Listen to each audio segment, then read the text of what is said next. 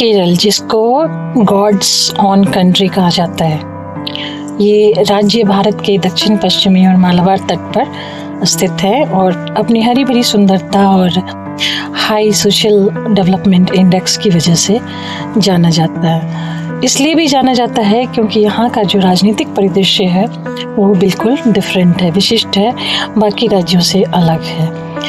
यहाँ का जीवन और यहाँ के लोग और संस्कृति के बारे में भी जानेंगे, बट पहले हम इसका ज्योग्राफिकल फीचर्स देखते हैं। केरल के लोगों का जो लाइफस्टाइल काफ़ी हाई लेवल का है और जो यहाँ की लिटरेसी है वो 100% है।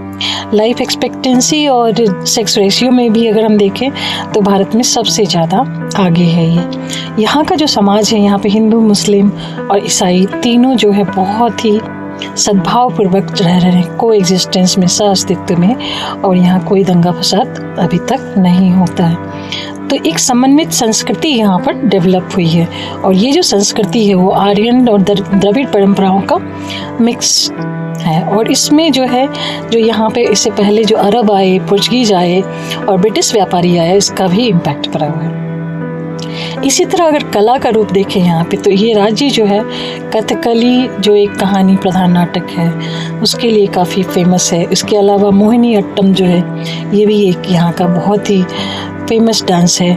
कलरी पयट्टू जो है, ये पारंपरिक मार्शल आर्ट है यहाँ का। त्योहार अगर हम देखते हैं तो ओणम जो है बहुत ही फेमस त्यौहार है केरला का, और ये एक पौराणिक राजा जो महाबली थे उनकी वार्षिक वापसी का जश्न है और स्पेशली किसानों के लिए बहुत फेमस है क्योंकि ये एक प्रकार का फसल उत्सव है। त्रिशूर पूरम जो है वो एक हाथी के जुलूसों का भव्य मंदिर उत्सव है और ये बहुत ही उत्साह से यहाँ पे मनाया जाता है। बट पहले हम इसकी ज्योग्राफी देखेंगे, भूगोल और जियोलॉजिकल हिस्ट्री भी देखेंगे। तो ज्योग्राफिकली जो है हम देखते हैं केरल जो है पश्चिम में है और अरब सागर के पास है, और इसके पूर्व में जो है पश्चिमी घाट पर्वतमाला है। तो पठार जो है ये पश्चिमी घाट पर्वत की जो श्रृंखला है और ये अरब सागर, इसके बीच में एक सकरी पट्टी की तरह है केरल, और जो तटीय प्रदेश है और तटीय मैदान भी है। तो इसकी जो जियोलॉजिकल हिस्ट्री है वो 3 तरह से इसको डिवाइड करती है।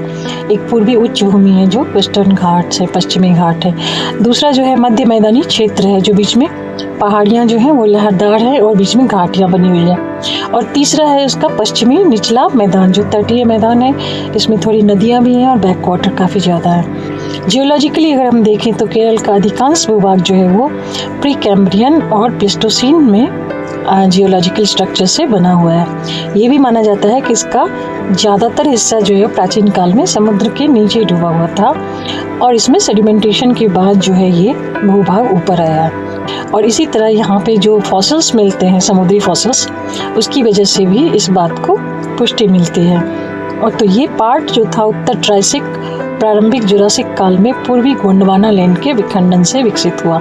मतलब जो पहले गोंडवाना लैंड था वो जो है वो ट्राइसिक और जुरासिक एरा में डिवाइड हुआ था, और उसके बाद ये पार्ट जो है धीरे धीरे सेडिमेंट्स के थ्रू डिपॉजिट होकर ऊपर आ गया समंदर से। अगर यहाँ के संसाधन और इसकी अर्थव्यवस्था को देखते हैं तो केरल की जो अर्थव्यवस्था है वो सर्विस इंडस्ट्री बेस्ड ज़्यादा है, क्योंकि यहाँ पे टूरिज़्म काफ़ी ज़्यादा प्रमोट किया गया है और यहाँ स्वास्थ्य सेवाएं काफ़ी ज़्यादा उन्नत हैं और शिक्षा बहुत ज़्यादा हाई लेवल की है। तो केरल से जो है जो भी लोग जाते हैं तो बाहर सर्विस इंडस्ट्री में ज़्यादा जाते हैं। केरल की जो है नर्सेज हैं, हेल्थ सेक्टर में डॉक्टर्स हैं, ये सब देश विदेश में जो है बहुत ज़्यादा पॉपुलर हैं। इसके अलावा जो है केरल के पास अपना प्राकृतिक संसाधन इतना ज़्यादा है और कृषि भी बहुत उन्नत लेवल की है। जो नेचुरल रिसोर्सेस हैं यहाँ पर वो इल्मेनाइट है, जिरकॉन है और चाइना क्ले, ये 3 चीज़ें जो है यहाँ के खनिज भंडार को भरी हुई हैं। इसके अलावा कृषि भूमि जो है वो उपजाऊ है क्योंकि यहाँ पे तटीय मैदान का क्षेत्र है और नदियाँ भी बहती हैं। तो यहाँ कैश क्रॉप्स काफ़ी ज़्यादा हैं, जैसे मसाले, काली मिर्च, इलायची, रबर, नारियल, चाय और कॉफ़ी। और मसालों के लिए जो है ये केरला के जो मसाले हैं वो तो पूरे वर्ल्ड में एक्सपोर्ट किए जाते हैं और चाय और कॉफ़ी के लिए भी काफ़ी फेमस है। बाकी चीज़ें जो इनकी अर्थव्यवस्था में है, जो समुद्र तट है, बैक वाटर है, वहाँ पे काफ़ी ज़्यादा आयुर्वेदिक स्वास्थ्य केंद्र बन गए हैं, क्योंकि यहाँ जो नेचुरल वनस्पतियाँ हैं वो काफ़ी जड़ी बूटियाँ जो हैं इसमें पाई जाती हैं, और इसकी वजह से यहाँ पे आयुर्वेदिक केंद्र काफ़ी ज़्यादा विकसित हुए हैं। ये एक प्रमुख इस वजह से क्या हुआ है, टूरिज़्म जो है यहाँ अर्थव्यवस्था को लीड करता है।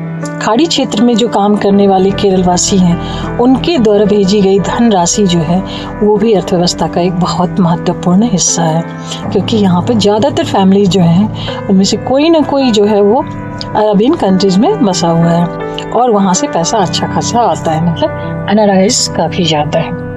तो जैसे कि पंजाब में, हरियाणा में एनआरआई की वजह से जो है अर्थव्यवस्था मजबूत हुई है, उसी तरह केरला में भी इस बात से मजबूती पाई गई है। जो पर्यावरण के मुद्दे हैं और कुछ जो ह्यूमन एक्टिविटीज़ हैं, उसके बीच जो है केरला में इकोसिस्टम का बैलेंस जो है, एनवायरमेंटल बैलेंस जो है वो एक बहुत बड़ा चैलेंज हो गया है, और आए दिन यहाँ पे बाढ़ आती रहती है, भूस्खलन होता रहता है, लैंडस्लाइड और ड्राउट्स भी आते हैं, और तटीय कटाव जो है वो एक प्राकृतिक आपदा का काफ़ी ज़्यादा कंटिन्यूम यहाँ पे बना रहता है।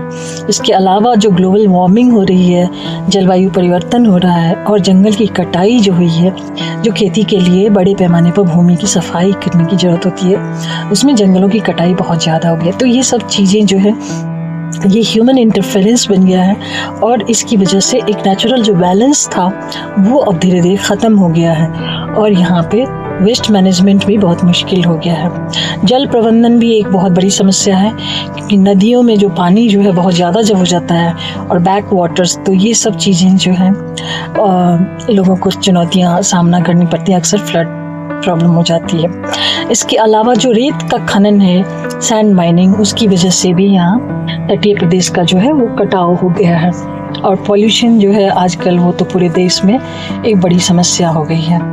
केरल का जो राजनीतिक इतिहास है वो बहुत ही अनूठा है, और भारतीय राज्यों में हर राज्य से इसको अलग बना देता है। स्वतंत्रता से पूर्व अगर देखिए तो ये मसाला व्यापार का अंतर्राष्ट्रीय केंद्र था, और अरबियन, पुर्तगीज, डच और ब्रिटिश सबको ये आकर्षित करता रहा। 1947 में जब भारत की स्वतंत्रता मिली तो ये त्रावणकोर, कोचीन और मालाबार 3 रियासतों में विभाजित था। स्वतंत्रता के बाद देखते हैं हम कि ये आधुनिक केरल जो है वो 1956 में बना है, जब यहाँ से विदेशी साम्राज्य जो है हटा दिया गया, और भाषाई आधार पर इसको 1 नवंबर 1956 को केरला का गठन हुआ। EMS नंबूदिरी-पाद के नेतृत्व में ये दुनिया की पहली कम्युनिस्ट नेतृत्व वाली सरकार बनी, जो लोकतांत्रिक रूप से चुनी थी, और ये वैश्विक रूप से एक उपलब्धि थी। केरल भारत का विभिन्न अंग है, लेकिन इसकी अनूठी सामाजिक और राजनीतिक परिस्थितियां जो हैं वो इसको भारत में यूनिक बना देती हैं। कम्युनिस्ट पार्टी ऑफ इंडिया जो है काफ़ी दिन तक यहाँ पे सत्ता में रही है, और भारतीय राष्ट्रीय कांग्रेस का भी नेतृत्व रहा यहाँ पे। तो संयुक्त लोकतांत्रिक मोर्चा भी बना था। तो अलग अलग सरकारें जो हैं बनी हैं, लेकिन राज्य सरकार अक्सर राष्ट्रीय सत्ताधारी दल के राजनीतिक विरोध में रहती है। राज्य की सामाजिक विकास संबंधी उपलब्धियां और प्रगतिशील नीतियां अक्सर राष्ट्रीय चर्चा को प्रभावित करती हैं, और इसके अलावा ये राज्य बाकी राज्यों के लिए बहुत मामलों में जो है आदर्श बना हुआ है। वीडियो कैसा लगा जरूर बताइएगा। चैनल को सब्सक्राइब कीजिए, लाइक कीजिए। Thank you.